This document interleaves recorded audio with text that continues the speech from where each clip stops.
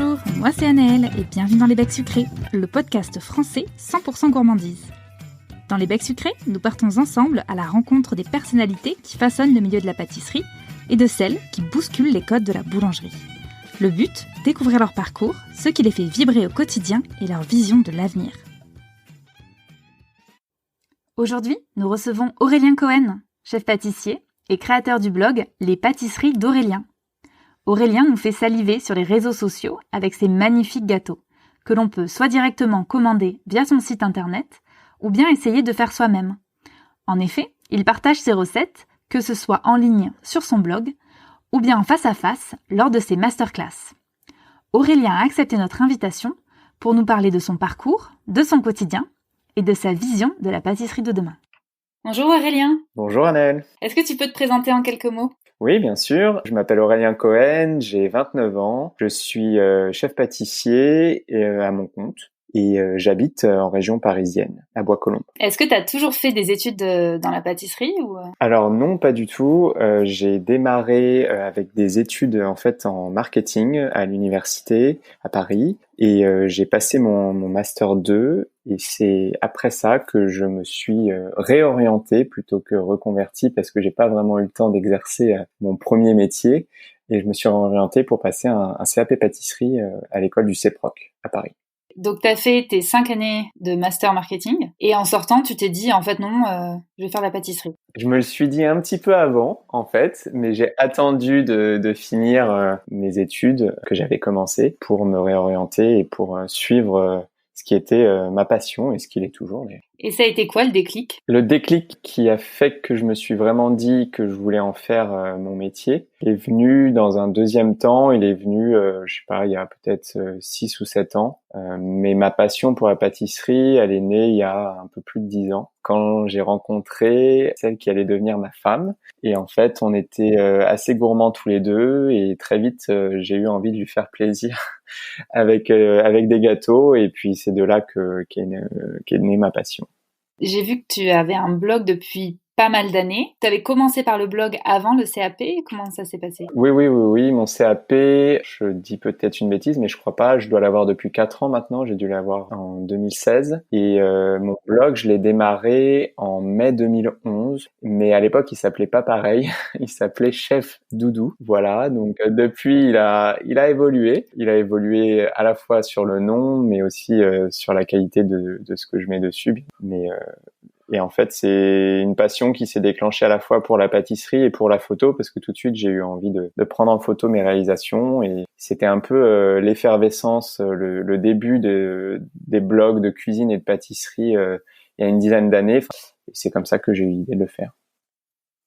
Et est-ce que tu penses que tes études marketing ont aussi influencé le fait que tu veuilles à la fois faire un blog et faire des belles photos qui vont avec ? Je pense pas que ce soit mes études en marketing, surtout qu'au début, en fait, le marketing est venu en deuxième partie. Au début, c'était des études assez généralistes. Donc non, c'est pas vraiment ça. C'est plus, j'ai un papa qui est artiste et architecte, artiste dans l'âme, et j'ai toujours eu une sensibilité artistique, et c'est pour ça que j'ai tout simplement voulu prendre les plus belles photos possibles de ce que je réalisais.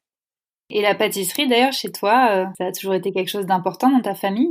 Oui, dans le sens où on a toujours eu des gâteaux et des pâtisseries pour fêter les événements que tout le monde fête, les anniversaires, les fêtes des mères, ce genre de choses, Noël. Mais je peux pas dire que c'est grâce à ma famille, à mes parents, que j'ai été sensibilisé à la grande pâtisserie, les grands noms de la pâtisserie. Non, ça c'est venu par moi-même. Et donc tu nous dis que tu as fait ton CAP au CEPROC et c'est là où tu as appris la pâtisserie fine ou tu avais déjà des bases avant ? J'avais déjà des bases, mais il y avait par exemple des choses que je n'avais jamais faites avant d'avoir mis les pieds dans le CAP. C'est par exemple un entremets. J'étais beaucoup déjà sur les tartes et les tartelettes, les choux, ce genre de choses, mais j'avais jamais fait d'entremets, et c'est là que j'ai appris.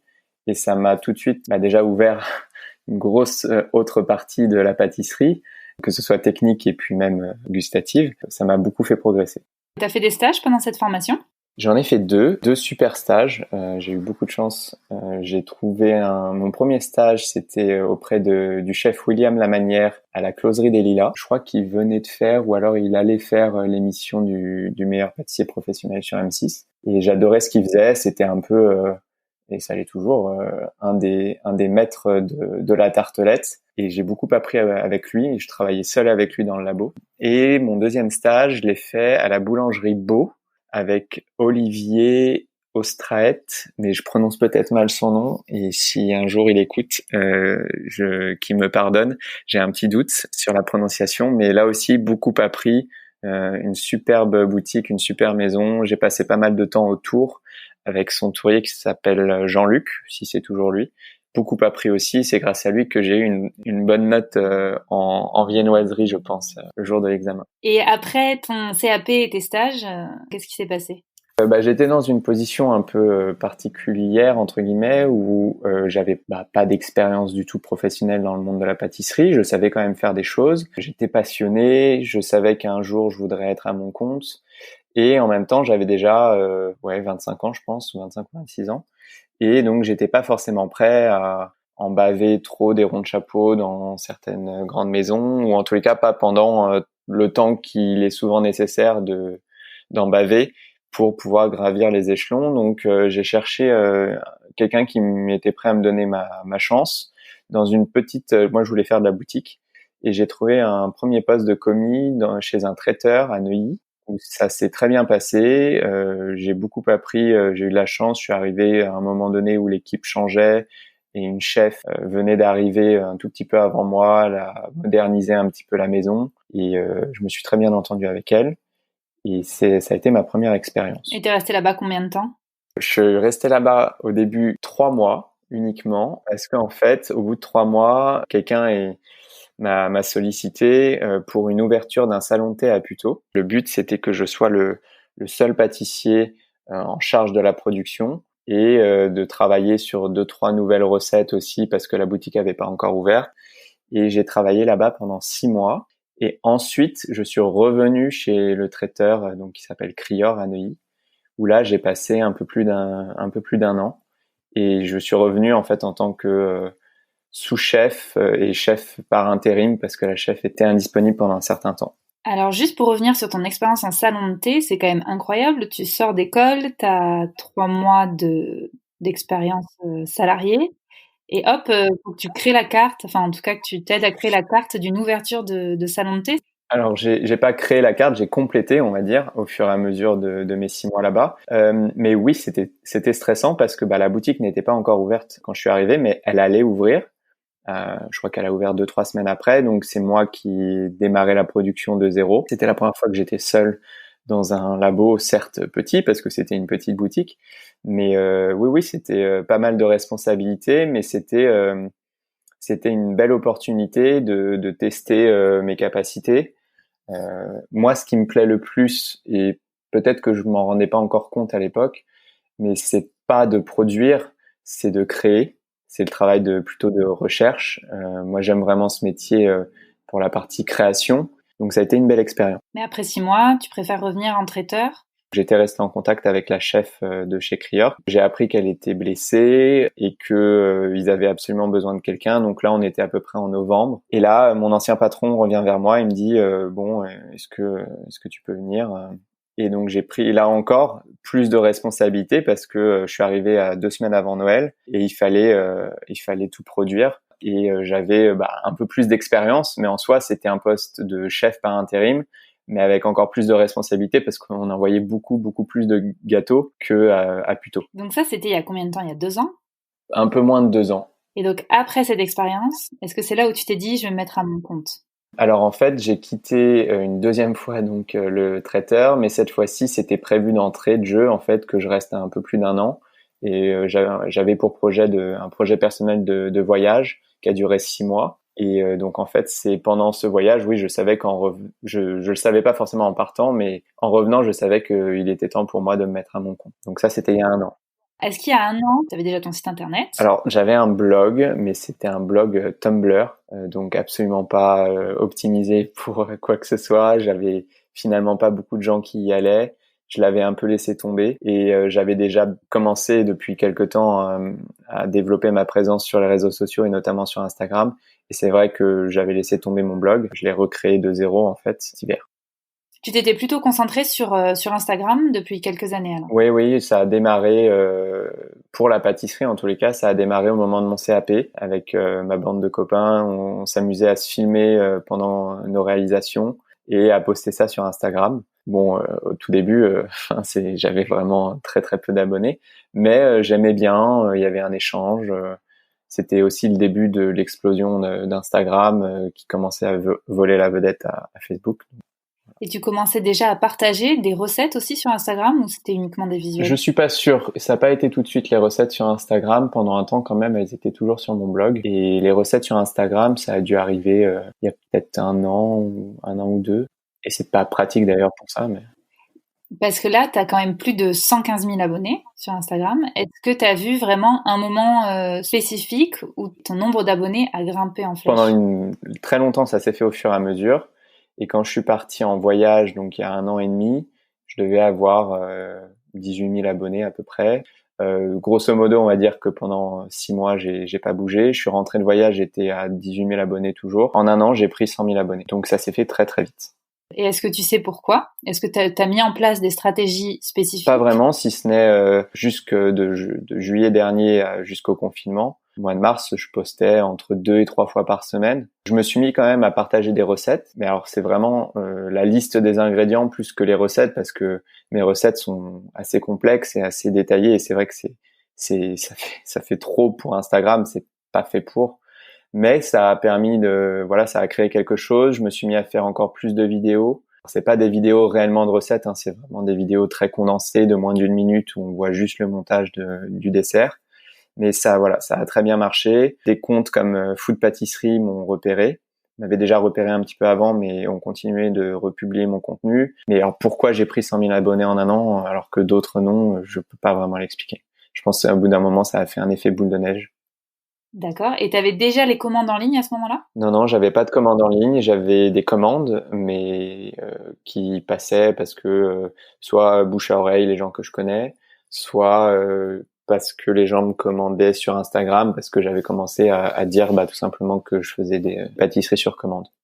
Donc là, depuis février, on peut passer commande sur ton site internet. Oui, c'est pas un achat direct. Grosso modo, j'ai la carte de mes pâtisseries. Puis après, les gens en fait remplissent un formulaire avec leurs informations, ce qu'ils souhaitent, et ça atterrit dans ma boîte mail. Et à partir de là, je réponds pour finaliser la commande.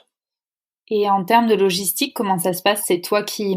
Enfin, déjà, est-ce que tu as un labo? Est-ce que c'est toi qui livres? En fait, je faisais assez peu de livraison jusqu'au confinement. C'était beaucoup des gens qui venaient chercher. Et pendant le confinement, c'était plus trop possible, sauf vraiment les gens qui habitaient à côté. Pendant le confinement, en fait, j'ai eu beaucoup de commandes de gens qui venaient de Paris. Là, il a fallu que je trouve un système. Bon, petite anecdote, je n'ai pas le permis.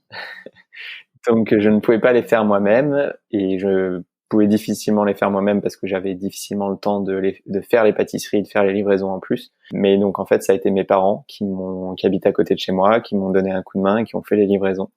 Est-ce que t'as pas peur qu'en partageant tes recettes, puisque c'est très détaillé, vraiment en pas à pas sur ton blog, est-ce que t'as pas peur que les gens commandent moins parce qu'ils peuvent... C'est une question que pas mal de gens m'ont posée. Moi, mon point de vue est le suivant, c'est que je donne effectivement pas mal de mes recettes, mais quand même pas toutes.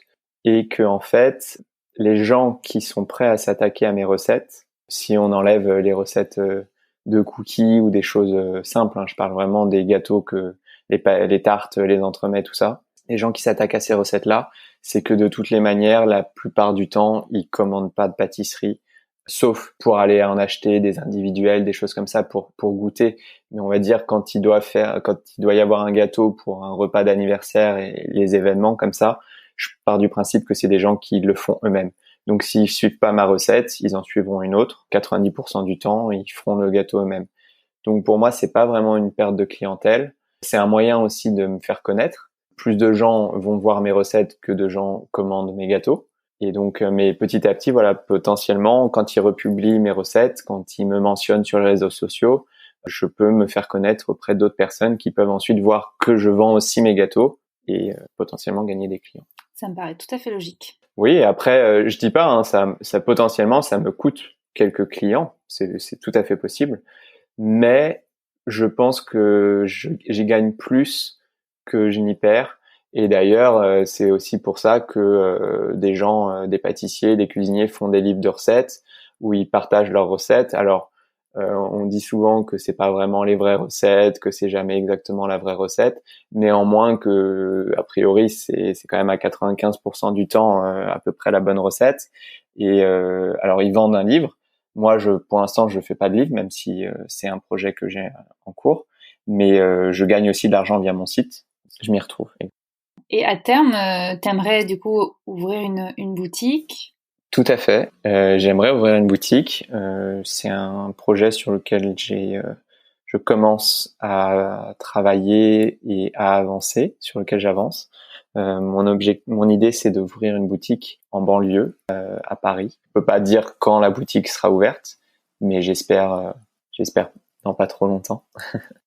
D'ailleurs, est-ce que tu pourrais nous parler un peu plus de tes pâtisseries? Parce que c'est vrai que moi, je t'en parle parce que je connais. Enfin, je connais visuellement. Peut-être que ce n'est pas le cas de tout le monde. Est-ce que tu peux nous parler un peu de la gamme que tu proposes? Oui, bien sûr. Je propose pas mal de tartes parce que c'est quelque chose que j'aime beaucoup travailler. Je trouve que c'est un super support de création parce que on peut très bien faire des tartes entre guillemets simples aux fruits comme j'en fais beaucoup aujourd'hui en ce moment parce que c'est la pleine saison. Mais je propose aussi des tartes qui sont un peu plus des tartes entremets. De cette façon-là, je propose un large choix de la tarte aux fraises à la tarte au chocolat, à la vanille, avec des mousses, des pralinés, des choses comme ça.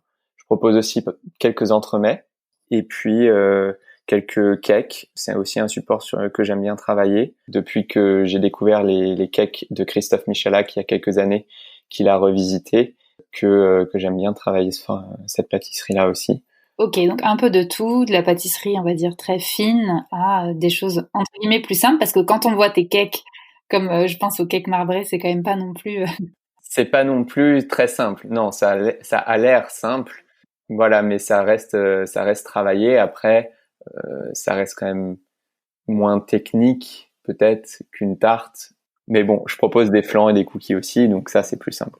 Et d'ailleurs, est-ce que tu as des best-sellers? Est-ce que tu vois des pâtisseries qu'on te demande plus? Oui. Bah, pendant tout le confinement, enfin en fait, il y a eu deux périodes pendant le confinement. Une première période du mois de mars jusqu'à mi-avril où j'ai eu 0 commande.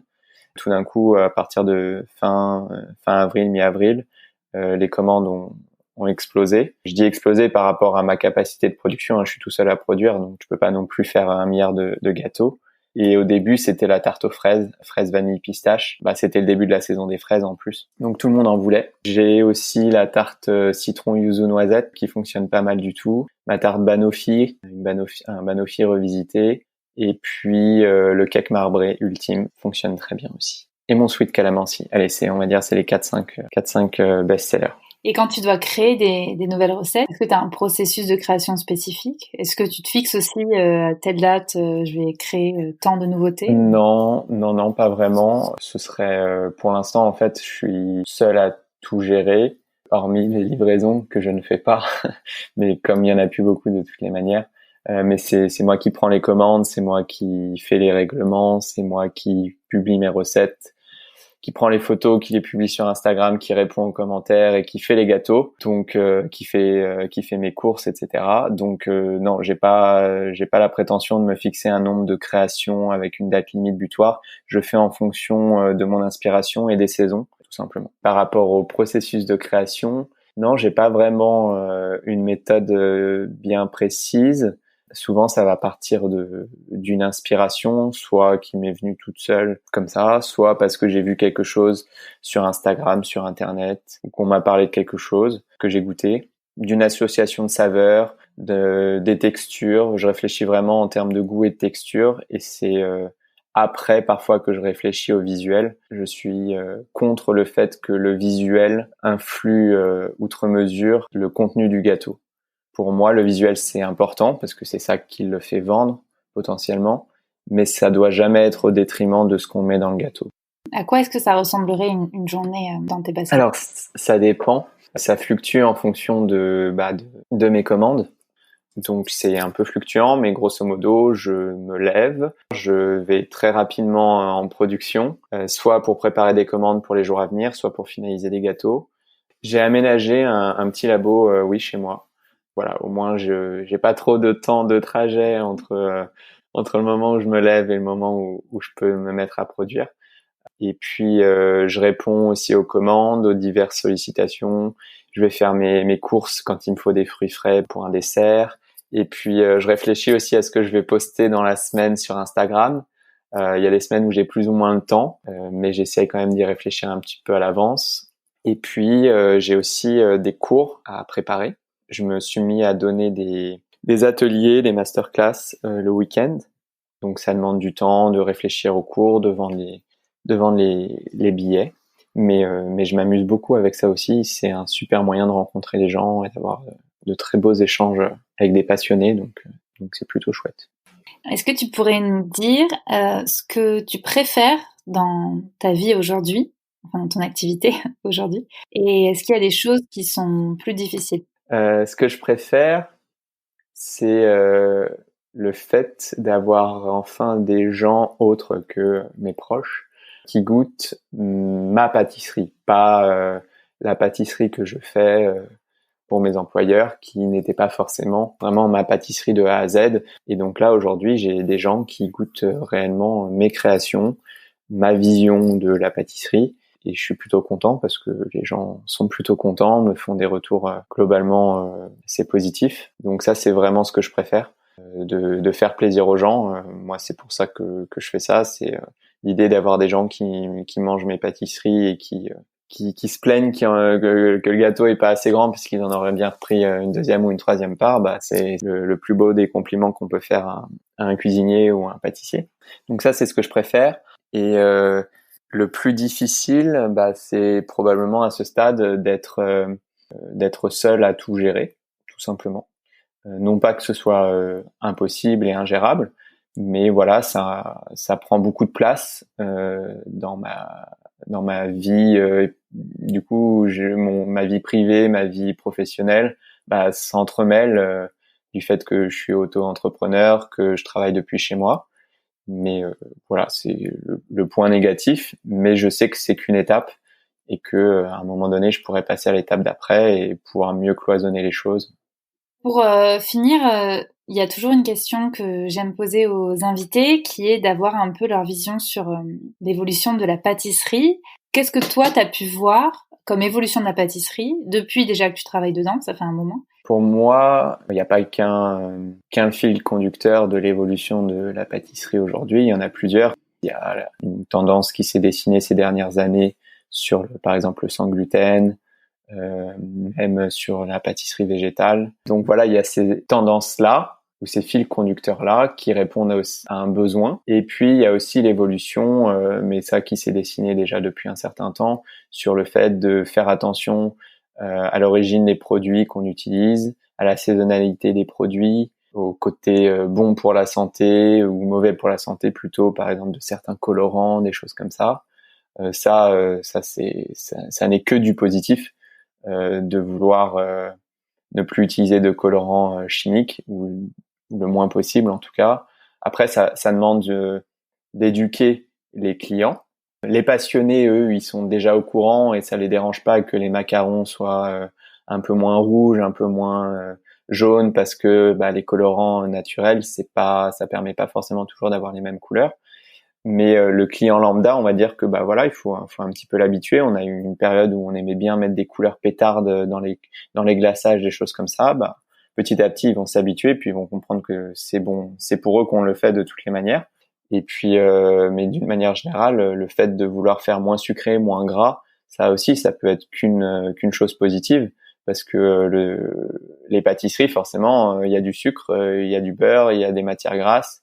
Donc, si on en abuse, c'est comme tout, c'est pas très bon pour la santé. Mais le but, c'est de pouvoir en manger quand on en a envie et de se faire plaisir. Et des chefs comme Christophe Michalak, par exemple, ont réellement initié des mouvements comme ça. Et il y en a d'autres aujourd'hui qui continuent dans sa voie et c'est super, quoi. Et j'essaye à ma petite échelle de m'inscrire dans leur démarche. Ça fera partie des valeurs que tu mettras en avant pour ta boutique, justement cette saisonnalité, plus sain? Oui, uniquement, je suis prêt, j'ai aucun problème à refuser une demande d'un client qui me demande un fraisier au mois de février ou au mois de novembre. Et je dirais pas, bon, bah, le client est roi, je lui fais quand même un fraisier. Non, parce que de toutes les manières, son fraisier, il sera pas bon. Oui, oui, je veux tout à fait, et je ferai toujours en sorte de respecter au mieux la saisonnalité et puis les colorants, le côté chimique, on va dire. Comme tu as passé ton CAP il y a 4 ans, est-ce qu'on te parlait déjà de cette saisonnalité ou c'est quelque chose que tu as vu très récemment? Je veux pas dire de bêtises, mais je me souviens pas que ça a été un axe particulièrement mis en avant pendant ma formation. Oui, c'est quand même de plus en plus fort ces 2, 3, 4 dernières années. Et pour finir, j'aimerais bien que tu nous parles un peu de la recette que tu nous as partagée. Oui, le mi-cuit, le mi-cuit au chocolat. J'ai proposé cette recette-là parce que je me dis que c'est une recette que n'importe qui peut réaliser. Il n'y a pas besoin de beaucoup de matériel. A priori, si on a déjà fait des gâteaux à la maison, on a tout ce qu'il faut. Et puis c'est tout simplement un peu le dessert par excellence que quand on n'a pas beaucoup de temps, qu'on a envie de se faire plaisir ou alors de faire plaisir à des invités, c'est vraiment le dessert parfait pour une fin de repas. Quand il est bien réussi, ça fait toujours son petit effet quand on coupe le mi-cuit d'avoir le cœur fondant de chocolat. Et est-ce que tu as une petite astuce spéciale pour ne jamais rater cette recette? Bah non, pas vraiment parce que il y a différentes approches du mi-cuit. Il y a l'approche un peu puriste, on va dire, où c'est vraiment juste un appareil à gâteau au chocolat et le cœur cru, presque cru, on va dire, à l'intérieur. Le seul secret pour l'avoir, c'est de ne pas trop cuire son gâteau, son mi-cuit. Et puis il y a ceux qui font, je veux pas dire qu'ils trichent, mais quelque part un petit peu, et qui font par exemple une ganache au chocolat, qui congèlent et qui mettent au cœur du mi-cuit. Et de cette manière-là, en fait, même si on surcuit son mi-cuit au chocolat, son fondant au chocolat, on est sûr qu'au moment où on l'ouvre, la ganache, elle va couler parce qu'elle est chaude. Alors ça peut être une super astuce quand on veut faire un mi-cuit, par exemple, avec un cœur coulant de pâte à tartiner ou de caramel. Dans ces cas-là, en fait, on est obligé de passer par cette méthode-là. Mais quand on veut vraiment qu'il soit au chocolat, mon seul conseil, c'est surtout ne l'oubliez pas au four. Et faites un petit test, que ce soit avec parce que vous faites ma recette ou une autre. Faites un petit test, cuisez-en 1 ou 2 la première fois, avec 2 temps de cuisson un petit peu différents, parce que souvent on donne un temps de cuisson, on dit entre 7 et 9 minutes ou quelque chose comme ça, parce que ça dépend des fours, ça dépend de la température de la pâte quand vous la mettez au four, ça dépend du type de moule que vous utilisez. Voilà, donc faites un petit test, comme ça le jour J, quand vous le servez à vos invités, vous êtes un peu plus sûr de vous. Donc, n'oubliez pas de faire d'abord un test avec un mi-cuit. Voilà, avec 1 ou 2 mi-cuits, pour ne pas avoir la déception de se rendre compte qu'on a trop cuit son mi-cuit, ou alors qu'on l'a vraiment pas assez cuit du tout et que c'est plus un mi-cuit, c'est un pas cuit. Voilà. Bon, mais merci beaucoup pour tout ce que tu nous as dit aujourd'hui, Aurélien. Est-ce que tu peux nous dire où est-ce qu'on peut retrouver tes actualités? Oui, bien sûr. On peut les retrouver sur mon compte Instagram, @AurélienCohen, tout simplement, ou bien sur mon site, lespâtisseriesdaurélien.fr. Voilà, c'est les 2 endroits principaux où on peut soit retrouver mes dernières créations, mes prochains cours, mes prochaines masterclass, ou tout simplement voir les nouvelles pâtisseries que je mets en vente, puisque bientôt il va falloir arrêter de faire des tartes aux fraises, et puis on va pouvoir se mettre aux tartes aux abricots ou ce genre de choses. Prochaine masterclass, c'est quoi, du coup, pour l'été? Alors pour l'été, elles sont déjà complètes, voilà. Et puis après, sinon, ce sera tout début septembre. J'ai pas encore fixé la date, mais Et t'as les thèmes déjà? non, pas encore. Mais il y en a un qui a plutôt bien fonctionné, donc il est possible que je le refasse en septembre. Ce sera autour des tartelettes, mais les tartelettes, c'est vraiment ce pourquoi les gens me suivent le plus et me posent le plus de questions. Le fonçage, c'est vraiment un aspect technique. Et c'est vrai que sur Internet, on peut pas tout expliquer, il faut montrer aux gens. Et on a besoin de toucher la pâte, de se rendre compte. Donc ce sera sur les tartelettes. Ouais. Super. Merci beaucoup, Aurélien. Avec plaisir. J'espère que cet épisode t'a plu. N'hésite pas à nous laisser un commentaire sur ton application de podcast préférée et à en parler autour de toi. Tu peux aussi nous suivre sur les réseaux sociaux et partager l'actualité de nos comptes Instagram ou Facebook @lesbecssucrés-podcast. Et si tu veux nous écrire, tu peux nous contacter à l'adresse contact@lesbecssucrés.com. À très vite.